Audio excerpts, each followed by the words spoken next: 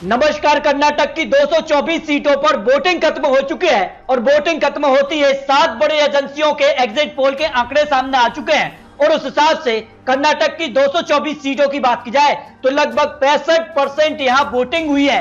और कर्नाटक में क्या बड़ा खेला होने जा रहा है, क्योंकि कर्नाटक पर 7 से ज्यादा बड़ी एजेंसियों के जो आंकड़े हैं वो काफी चौंकाने वाले सामने आ रहे हैं। क्योंकि कर्नाटक में अपने अपने जीत के दावे यहां पर किए जा रहे हैं, लेकिन किसके जीत के दावे में कितना दम है इसने एग्जिट पोल ने काफी चौंका दिया है। क्योंकि कर्नाटक इस साल का सबसे मुश्किल चुनाव माना जा रहा है और जो एग्जिट पोल के आंकड़े आ रहे हैं वो भी काफी चौंकाने वाले सामने आ रहे हैं। इस हिसाब से कर्नाटक में अगली सरकार किसकी बनने जा रही है, इस पर एग्जिट पोल ने यहां पर काफी खलबली मचा दी है। आखिर बहुमत का आंकड़ा 113 का किससे मिल सकता है, इस पर एग्जिट पोल के हिसाब से यहां पर काफी चौंकाने वाले आंकड़े सामने आ रहे हैं। यूं तो कर्नाटक के चुनावी मैदान में बड़े बड़े दिग्गज नेता रहे जो चुनावी प्रचार किए, लेकिन एग्जिट पोल के हिसाब से अब किसके जीत के दावे में कितना दम है, इस पर सबसे महत्वपूर्ण विश्लेषण सामने आ चुका है। कर्नाटक की अगर बात की जाए तो हर 5 साल में आंकड़ा बदलते हैं, जिस प्रकार से 2008, 2013 और 2018 में बदलाव देखने को मिला, क्या 2023 में भी बदलाव देखने को मिलेगा? क्योंकि इस राज्य के जो नतीजे होंगे वो आने वाले विधानसभा चुनाव, जिसमें मध्य प्रदेश, छत्तीसगढ़, राजस्थान, तेलंगाना और अगर बात की जाए तो लोकसभा चुनाव के लिए सबसे महत्वपूर्ण माने जा रहे हैं। और कर्नाटक को लेकर जो रीजन वाई एग्जिट पोल के आंकड़े हैं वो काफी चौंकाने वाले सामने आ रहे हैं। सबसे पहले बात करते हैं इंडिया टीवी सीएनएक्स का जो एग्जिट पोल है वो काफी चौंकाने वाला है, जिसमें 224 सीटों पर जो सटीक यहां पर आंकड़ा है उस हिसाब से अगर देखे जाए तो ग्रेटर बेंगलुरु की 32 सीटों पर जो एग्जिट पोल ने अनुमान लगाया है उस हिसाब से बीजेपी को यहां 13 से 15 सीटें मिल सकती हैं, यानी बीजेपी को यहां 3 सीटें प्लस हो सकती हैं। भाई कांग्रेस की बात की जाए तो कांग्रेस को 16 से 18 सीट, कांग्रेस को यहां ना नुकसान ना ज्यादा फायदा 2018 के मुकाबले। जेडीएस को यहां 3 सीटों का नुकसान 2018 के मुकाबले हो सकता है। भाई अन्य की बात की जाए तो अन्य के पक्ष में 0 सीट जा सकती है। इसके अलावा अगर बात की जाए तो हैदराबाद कर्नाटक रीजन की 40 सीटों पर जो एग्जिट पोल का अनुमान है उस हिसाब से बीजेपी को 8 से 10 सीटें मिल सकती हैं, यानी यहां पर बीजेपी को करीब 6 सीटों का नुकसान 2018 के मुकाबले दिखाई दे रहा है। भाई अगर बात की जाए कांग्रेस के लिए 27 से 31 सीटें मिल सकती हैं, यानी कांग्रेस 2018 के मुकाबले 8 सीटें प्लस कर सकती है। भाई जेडीएस को यहां 0 से 2 सीट यानी 3 सीटों का नुकसान जेडीएस को भी दिखाई दे रहा है और अन्य की बात की जाए 0 से 2 सीटें जाने का अनुमान यह एग्जिट पोल ने लगाया है। अगर बात की जाए तो यहां पर अन्य रीजन में जिसमें मध्य कर्नाटक रीजन की 21 सीटें आ जाती हैं और यहां के एग्जिट पोल के हिसाब से बीजेपी को 7 से 9 सीटें मिल सकती हैं, कांग्रेस को यहां 11 से 13 सीटें, यानी सीधे तौर पर कांग्रेस यहां 8 सीटें प्लस कर सकती है 2018 के मुकाबले। भाई बीजेपी को यहां 9 सीटों पर नुकसान दिखाई दे रहा है 2018 के मुकाबले। जेडीएस की बात की जाए 0 सीट और अन्य की बात की जाए तो अन्य के पक्ष में 2 सीटों पर जीत की संभावना लगाई जा रही है। अगर बात की जाए कर्नाटक रीजन के लिए तटीय कर्नाटक की 19 सीटों पर बीजेपी को 15 से 17 सीटें मिल सकती हैं, यहां कांग्रेस को 2 से 4 सीट, जेडीएस को 0 सीट, अन्य की बात की जाए 0 सीट जा सकती है। इस हिसाब से यहां बीजेपी को जबरदस्त फायदा मिल रहा है, जबरदस्त बढ़त यहां देखने को मिल सकती है। 15 से 17 सीट भाई कांग्रेस 2 से 4 सीटों पर सिमट सकती है। इसके अलावा अगर बात की जाए कर्नाटक को लेकर बॉम्बे कर्नाटक की 50 सीटों पर जो एग्जिट पोल का अनुमान है, यहां पर देखिए तो बीजेपी को यहां 26 से 30 सीटें मिल सकती हैं, यानी -2 सीटें बीजेपी को 2018 के मुकाबले दिखाई दे रही है। भाई कांग्रेस की बात की जाए तो कांग्रेस को 5 सीट मिल सकती हैं, 2018 के मुकाबले 20 से 24 सीटें दिखाई दे रही हैं। जेडीएस को 0 सीट, अन्य की बात की जाए तो अन्य के पक्ष में भी यहां 0 सीट की संभावना दिखाई दे रही है। ओल्ड मैसूर की 62 सीटों की बात की जाए तो यहां बीजेपी को 9 से 11 सीटें मिल सकती हैं, यानी -5 सीटों का नुकसान 2018 के मुकाबले दिखाई दे रहा है। भाई अगर कांग्रेस की बात की जाए तो कांग्रेस को 30 से 24 सीटें मिल सकती हैं, यानी सीधे तौर पर 14 सीटें कांग्रेस प्लस कर सकती है। जेडीएस को 18 से 22 सीट, सीधे तौर पर 7 सीटों का नुकसान जेडीएस को दिखाई दे रहा है। अन्य की बात की जाए तो अन्य के पक्ष में 0 सीट की संभावना हो सकती है। इस तरह से अगर बात की जाए कर्नाटक को लेकर इंडिया टीवी सीएनएक्स का जो एग्जिट पोल है, अगर सभी 224 सीटों की बात की जाए तो बीजेपी यहां 80 से 90 सीटों तक पहुंच रही है। कांग्रेस की बात की जाए तो कांग्रेस को 110 से 120 सीट है और जेडीएस को यहां 20 से 24 सीट और अन्य के पक्ष में 1 से 3 सीटें जा सकती है। एग्जिट पोल के अनुमान से यह बहुमत का आंकड़ा कांग्रेस के पास जा सकता है, लेकिन बीजेपी के बीच कड़ी टक्कर है और इसके लिए जेडीएस यहां काफी महत्वपूर्ण हो जाती है। आखिर जेडीएस किस पार्टी के साथ जाएगी, ये काफी महत्वपूर्ण होगा कर्नाटक चुनाव को लेकर। इसके अलावा अगर बात की जाए तो इंडिया टुडे, एक्सिस माई इंडिया का भी एग्जिट पोल यहां रीजन वाई आंकड़े सामने आ चुके हैं और 224 सीटों का भी यहां पर एग्जिट पोल काफी चौंकाने वाला सामने आ रहा है। अगर बात की जाए पहले रीजन के लिए तो करावल तटीय क्षेत्र की 19 सीटों पर जो यहां पर एग्जिट पोल है उस हिसाब से बीजेपी को यहां 16 सीटें मिल सकती हैं, कांग्रेस को 3 सीटें जा सकती है, जेडीएस को 0 सीट और अन्य की बात की जाए अन्य के पक्ष में भी 0 सीट जा सकती है।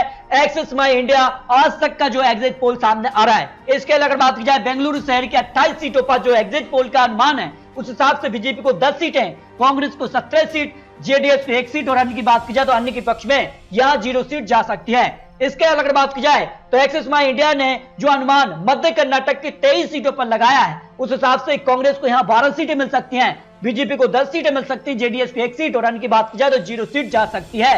इस तरह से अगर बात की जाए तो काफी चौंकाने वाले रीजन बाई आंकड़े सामने आ रहे हैं, जिसमें अगर बात की जाए तो पुराना मैसूर की 64 सीटों पर जो एग्जिट पोल यहां सामने आ रहा है उस हिसाब से कांग्रेस को 36 सीटें, बीजेपी को केवल 6 सीट, जेडीएस 18 सीट और अन्य की बात की जाए तो 4 सीटें मिल सकती हैं। यानी पुराना मैसूर में जबरदस्त कांग्रेस को बढ़त मिल सकती है। अगर यहां पर एक्सिस माई इंडिया के हिसाब से 224 सीटों के वोट शेयर की बात की जाए, बीजेपी को यहां 35% वोट शेयर जा सकता है, कांग्रेस को यहां 43% वोट शेयर, जेडीएस को 16 और अन्य की बात की जाए तो 6% वोट शेयर जा सकता है।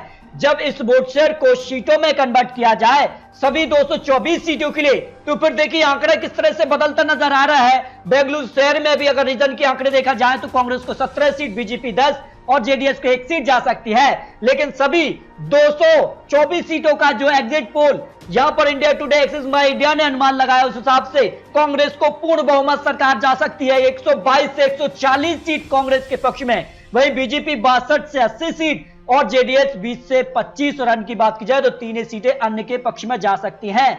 यानी एक्सिस माई इंडिया के हिसाब से यहां पर बीजेपी को बड़ा झटका लग सकता है, जबकि कांग्रेस को पूर्ण बहुमत की सरकार बन सकती है, जो यहां पर आज तक का एग्जिट पोल सामने आ रहा है। इसके अलग बात की जाए तो जी न्यूज के एग्जिट पोल के हिसाब से भी काफी चौंकाने वाले आंकड़े सामने आ रहे हैं, जिसमें रीजन बाई आंकड़े की बात की जाए तो यहाँ मुंबई कर्नाटक की 50 सीटों का जो एग्जिट पोल है यहाँ बीजेपी को 18 से 23 सीट, कांग्रेस 21 से 26, जेडीएस 1 से 3 और अन्य की बात की जाए तो 1 से 2 सीटें जा सकती हैं। इसके अलग बात की जाए तटीय कर्नाटक की 21 सीटों के लिए बीजेपी को 13 से 16 सीट, कांग्रेस 5 से 8 सीट, जेडीएस 0 सीट और अन्य की बात की जाए तो अन्य के पक्ष में भी 0 सीट जा सकती है।